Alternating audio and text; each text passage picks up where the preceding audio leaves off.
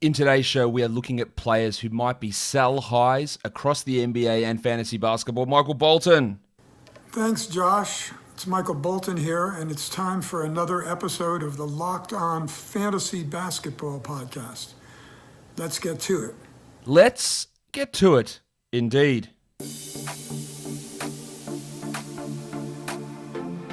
You are Locked On Fantasy Basketball, your daily fantasy basketball podcast, part of the Locked On Podcast Network.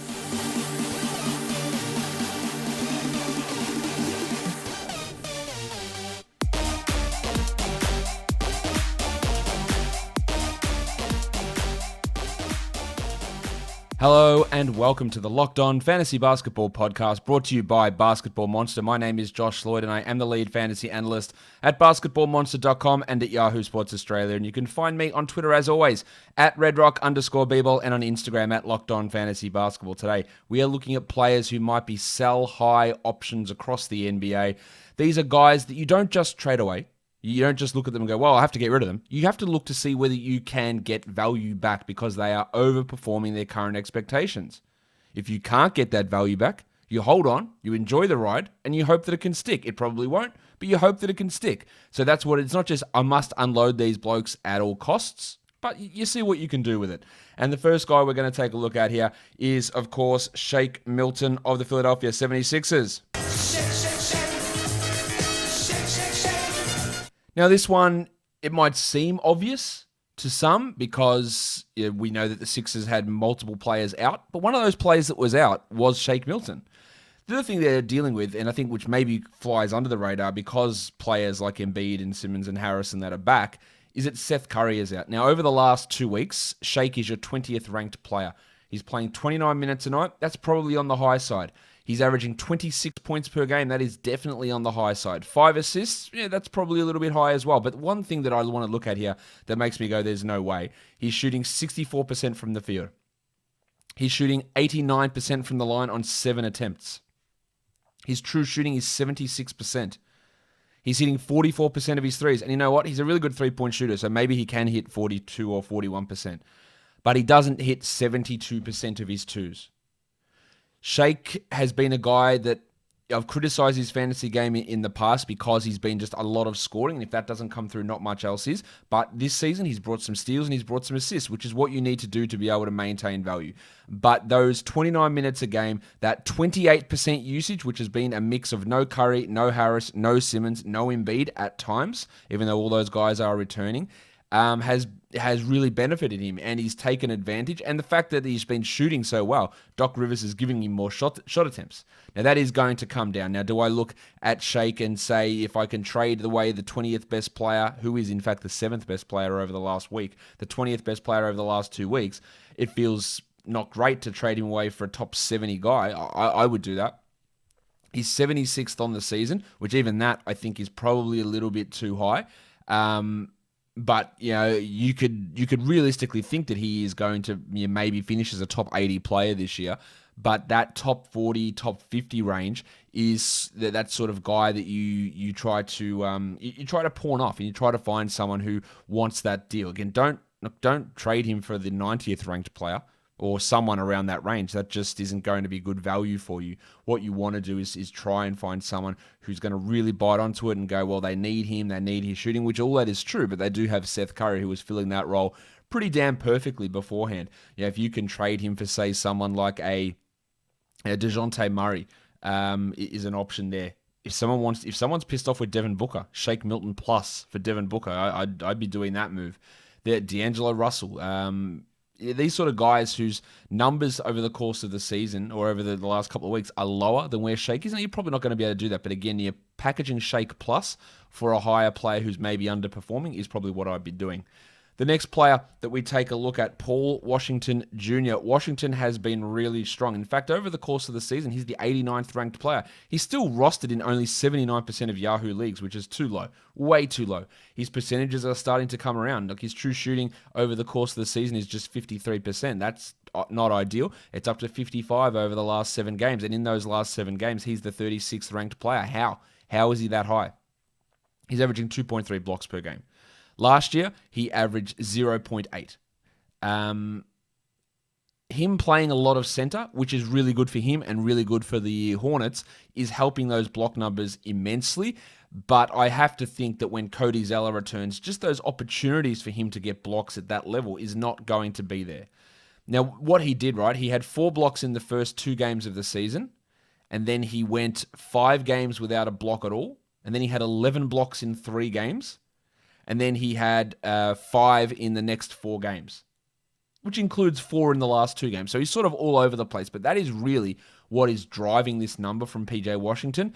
And while I do think that he can maintain top 100 sort of numbers, and maybe even top 70, and maybe even top 50, it's going to come down to a big improvement in his percentages, which, as I said, have started to improve, especially his free throws. He's up at over 80% over the last 2 weeks and over 73 over the course of the season. But those block numbers, which are really spiking his numbers, are probably going to come down. But what about scarves? OG. Balenciaga Stop ones. OG. You better stop OG. Anunoby's an interesting one because there are plenty of people who are a bit, Josh, do I drop OG Anunoby? No, you don't. But do you sell him high? Maybe. He's the 53rd ranked player this season. Sorry, he's the 55th ranked player this season. I don't think that's massively away from where he's going to be as the season continues. But over the last week, he's the 28th ranked player. He's doing it, and sometimes this can be a bit of a mirage in fantasy ranks. The steals are super high. He's at 2.1 over the course of the season, which is not outrageous for him to get there. But over the last week, 3 steals per game, hitting 3 threes per game, and shooting 53% from 3. So there will be people who don't value OG as a top 100 player for sure, because they're people who don't understand the value of defensive numbers. But there'll also be people that overrate it and look at what he's doing and think, well, yeah, the steps coming, the shooting's real, and he's a decent enough shooter. He's not that good of a shooter, and they might want to sell him for a top 30 player. So again, you look at the guys who are struggling, like a Trae Young who's falling down at the ranking numbers. You look for a guy like that and try and package an Anunoby with somebody else to try and get up there. But if trading Anunoby for just a base top 50 player is not the move, because Anunoby can remain in that area for the rest of the season. Jordan Clarkson. Numbers are absolutely fantastic. 107th player over the course of the season, which is great in itself. A guy that is still available for some reason in 28% of Yahoo leagues, which doesn't make a ton of sense to me. But what you've got to look at is in the last 7 games, he's the 50th ranked player. That's really awesome. He's averaging 25 minutes a game this season. He's up to 27 over the last 2 weeks, and it's getting higher and higher. But the way that's getting higher is in large part the last 3 games where they've been without Joe Ingles, and he's had to take on a larger creation role in that second unit. 28, 30 minutes in each of the last 3 games. 2 of those were actual blowouts, and he's still got more minutes. The shooting numbers, find it hard to completely buy into Jordan Clarkson as a true shooting 63% guy, but that's what he's at, 94 from the line and 50% from the field. Now, he's a really good free throw shooter. I'm not sure that he's 94, so that might come down to 85, 86, which is still excellent, but it is a big drop, and it drops value. And then the 43% from 3 and 58% from 2, I think those numbers can probably fall off as well. So while I think Clarkson can sniff the top 100 this year, and can maybe solidify himself as a top 90 player, even best case scenario. He is the 50th ranked player over the last 2 weeks and 29th over the last week. So that would give me someone I'd be looking to see if I can cash in on. The last guy we look at here is Brandon Clark, who started out this season horrendously. Like, he was really, really poor. And now they've put him into the starting lineup, and he's starting to rack up some pretty good numbers. The legendary defensive numbers we saw in college, they're starting to come through. And he is the 52nd ranked player over the last week and 74th over the last 2 weeks. He's averaging 1.7 steals in his last 7 games with 15 points. Now, he's only shooting 49.5% and 60 from the line. So that actually, when you look at it, you go, well, Clark last season was a true shooting 67% guy, so he could actually increase both of those percentages and gain value. He's had 7 steals in the last 3 games. The steals are coming in really high numbers, but the reason I'm looking at him as a sell high is the minutes. 33 minutes a night over the last week, starting.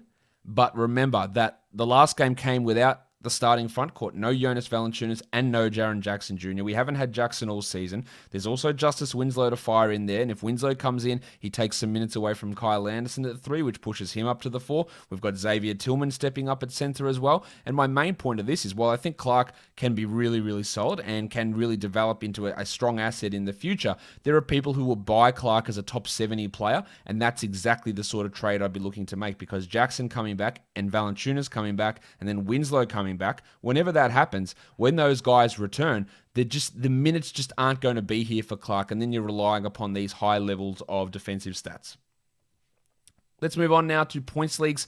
Sell high guys. Let's start with Andre Drummond. I reckon you've got a window of a couple of hours on this one, because Drummond put up an absolute monster the last time we saw him play.